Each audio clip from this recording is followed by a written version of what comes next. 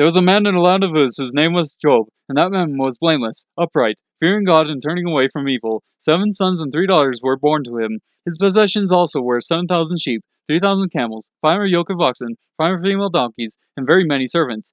And that man was the greatest of all the men of the East. His sons used to go and hold a feast in the house of each one on his day, and they would send and invite their 3 sisters to eat and drink with them. When the days of feasting had completed their cycle, Job would send and consecrate them, rising up early in the morning and offering burnt offerings according to the number of them all. For Job said, "Perhaps my sons have sinned and cursed God in their hearts." Thus Job did continually. Now there was a day when the sons of God came to present themselves before the Lord, and Satan also came among them. The Lord said to Satan, "From where do you come?" Then Satan answered the Lord and said, "From roaming about on the earth and walking around on it." The Lord said to Satan, "Have you considered my servant Job? For there is no one like him on the earth, a blameless and upright man, fearing God and turning away from evil." Then Satan answered the Lord, "Does Job fear God for nothing? Have you not made a hedge about him and his house and all that he has, on every side?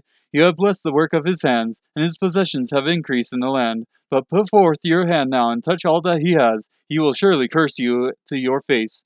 Then the Lord said to Satan, "Behold, all that he has is in your power. Only do not put forth your hand on him." So Satan departed from the presence of the Lord.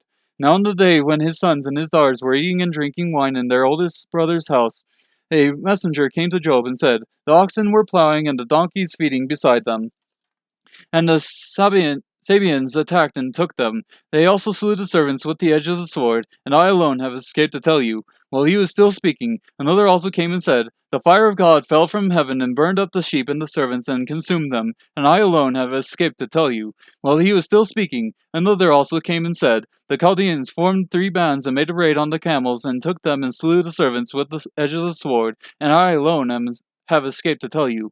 While he was still speaking, another also came and said, "Your sons and your daughters were eating and drinking wine in their oldest brother's house, and behold, a great wind came from across the wilderness and struck the 4 corners of the house, and it fell on the young people, and they died, and I alone have escaped to tell you."